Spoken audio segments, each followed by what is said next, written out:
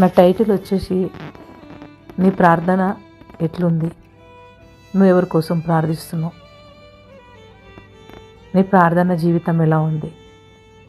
చూడండి, ఒక group of ప్రేయర్లో మనం కూర్చొని ఉంటాం. ఎందుకంటే దేవుడు అంటాడు కదా, 2-3 ఎక్కడ ఉంటే నేను అక్కడ ఉంటానంటాడు. అట్లా మనం 2-3 ఉన్నప్పుడు ప్రార్థన చేయడానికి కూర్చున్నప్పుడు మనం ఏం చేస్తామంటే, చాలాసార్లు మనకి ఇష్టమైన వాళ్ళ కోసం ఎక్కువ ప్రార్థిస్తాం, ఎక్కువ సమయాన్ని తీసుకొని ప్రార్థిస్తాం.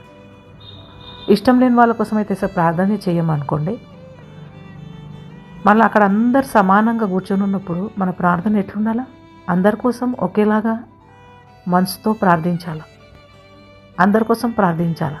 దేవుడు అట్లా చెప్పలేదు. నువ్వు ప్రార్థన చేసేటప్పుడు నువ్వు ఎట్లుండాలంటే అందరి కోసం ప్రార్థించమన్నాడు. కానీ ఒకళ్ళకు ఒకలాగా ఇంకొకరికి ఒకలాగా ప్రార్థన చేయమని దేవుడు చెప్పలే. కానీ మన ప్రార్థన అట్లుంటుందండి. అయితే ఇట్లా చేస్తే దేవుడు ప్రార్థన ఆలకిస్తారంటారా? మనం ప్రార్థన చేసినప్పుడు అందరినీ సమాన భావంతో ప్రేమిస్తూ ప్రార్థించాలి. అది దేవుని హృదయం.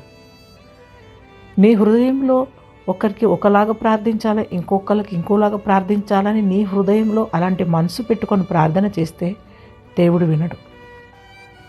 దేవుడు అంటాడు, నీ శత్రువుల కొరకే ప్రార్థించమన్నాడు, నీ శత్రువులనే ప్రేమించమన్నాడు.